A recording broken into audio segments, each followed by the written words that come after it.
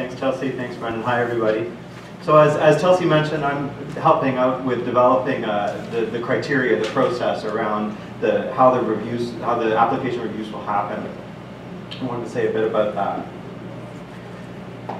Smart and caring is how the community grants system is working. And what do we mean when we say smart is one of the questions that I want to address. And I think that's important today because it's part of that answer to the question that Brendan posed around how will you know whether this grant stream is right for you. So I think these are some of the things that might be helpful in deciding that.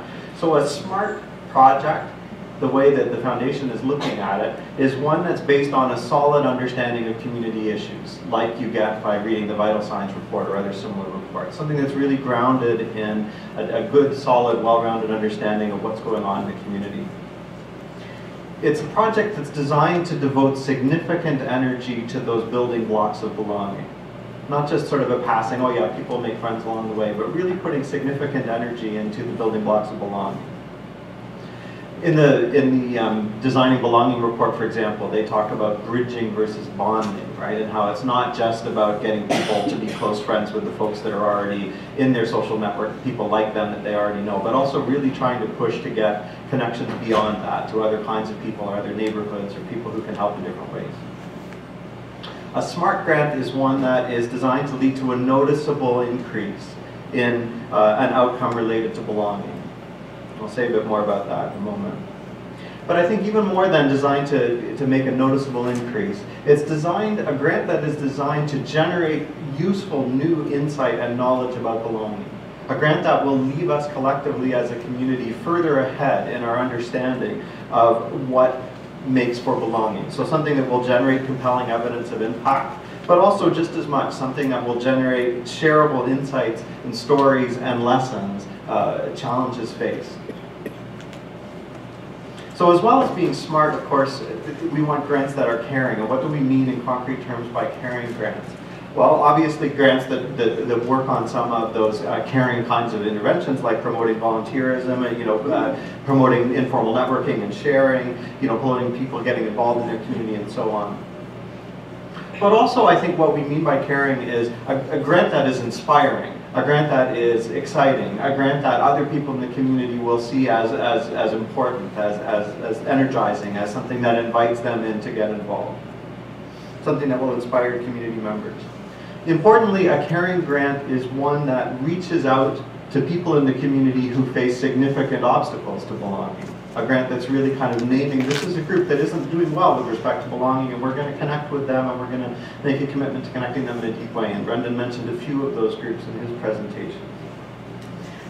And/or, I think a caring grant is a grant that is going to address the practices of organizations and institutions in such a way that they become more welcoming and more inclusive. So a grant that's going to do things that change practices so that it's easier for people to get involved. It's easier for people to feel welcome and to belong. I mentioned that a SMART grant is a grant that demonstrates measurable impact on belonging. But what does that mean, right? Belonging is a pretty complex term. It's a pretty broad term. Could mean almost anything to anyone. So we looked back through some of what we learned through the Designing Belonging process and other places, the Community Foundations of Canada, to try to make it a bit more concrete. What kinds of change could a grant contribute to that would show that it was contributing to belonging?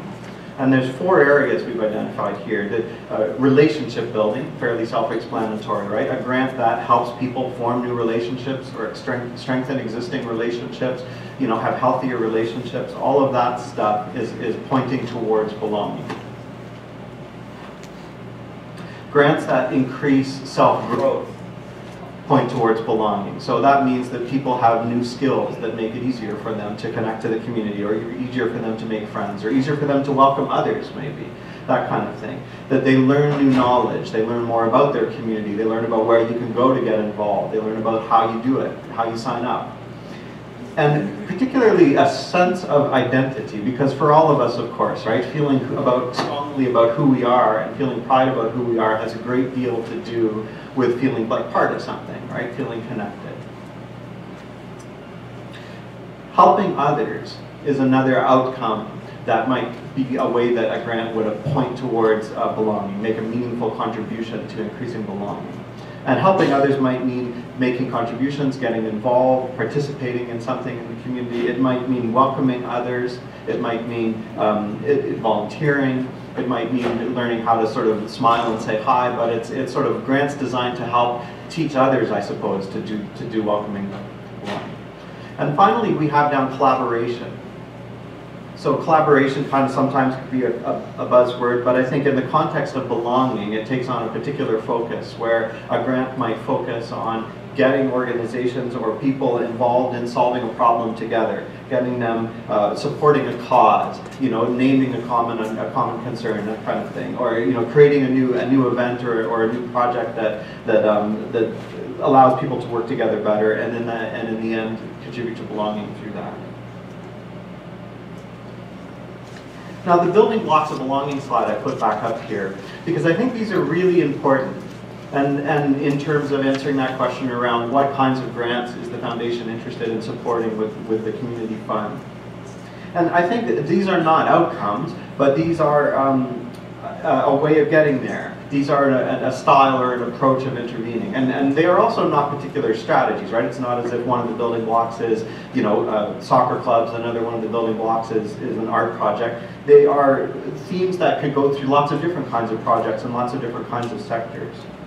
So you might say that, another funder might say you have to be living wage certified or sustainability certified. It's almost as if the foundation is saying that in order to get a grant, you have to be belonging certified. You have to be really demonstrating that you're doing belonging in a deep way. And I like this because it seems to me, having worked with the nonprofit sector in town for many years, that this is the sort of stuff that I would imagine all of you think is at the core of the work that you do, but often is difficult to get interest in from a funder. Sometimes you have to kind of make that be in the background and put something more sort of concrete and programmy on the front page in order to get it. And people don't realize that behind the scenes, for that kind of stuff to work, there's got to be engagement, there's got to be relationship building, there's got to be a lot of time and energy put into creating a feel.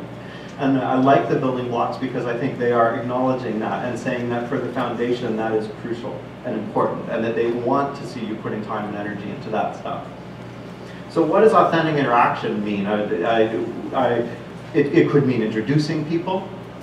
It could mean fostering trust. It could mean helping people feel comfortable. It could be encouraging informal interaction. Creating spaces where people just can sort of chat informally without a particular agenda, without feeling like they're going to be judged, that kind of thing. I think promoting fun is an important part of facilitating authentic interaction, and that gets mentioned a lot in the belonging report. Welcoming people can mean building welcoming environments. It can be trying to change the practices of an organization or change the design of an organization such that it is more natural and more easy for people to interact informally in a positive way. Welcoming can mean inviting and including people, acknowledging people. As simple as encouraging folks to sort of smile and make eye contact, that kind of thing. But practices that lead people to be invited and included are part of what we mean by welcoming. Identifying shared interests and shared goals through shared experiences is important as well. And if you read the belonging report, it really is about that. It's not just shared experience. You might think shared experiences sound similar to authentic interactions, but shared experience is really about coming together with shared interests and shared goals. And that might mean encouraging self-expression, helping people say, yeah, I got something to say, this is what I want to say, I want to have it be heard, I want that to be part of the dialogue. Getting to know each other, finding things in common, helping people to understand that their interests are overlapping with those of other people who maybe they haven't met. Creating celebrations would be part of shared experiences, and developing plans together.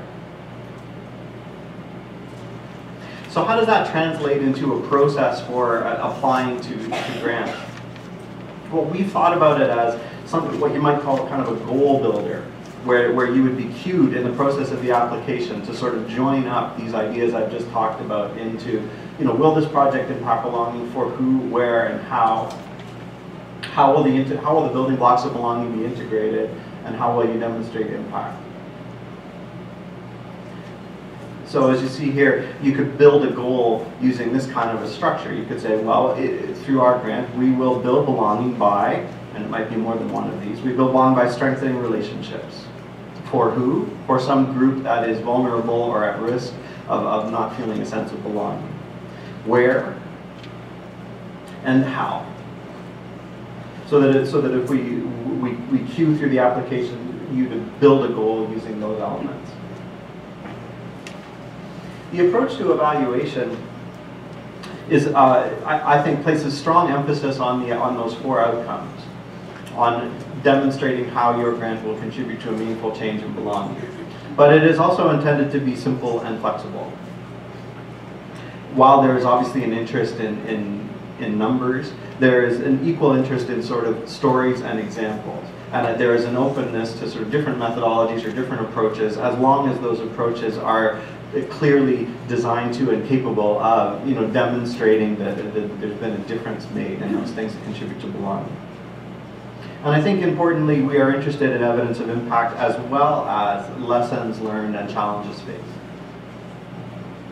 So you might organize the question about evaluation in the application this way. In fact, we will organize it this way. We will know that the project strengthened relationships when we see what are the impacts and measurable outcomes, and we will know that because we will measure in the following way.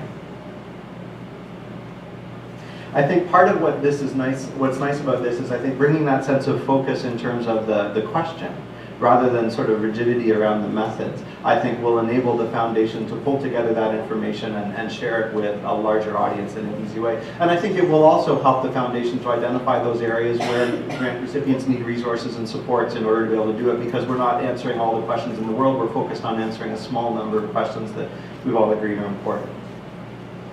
Thanks for listening. I'm now going to invite Peter to come up, and he's going to talk a bit about the grant review process from the point of view of the committees that are doing that work.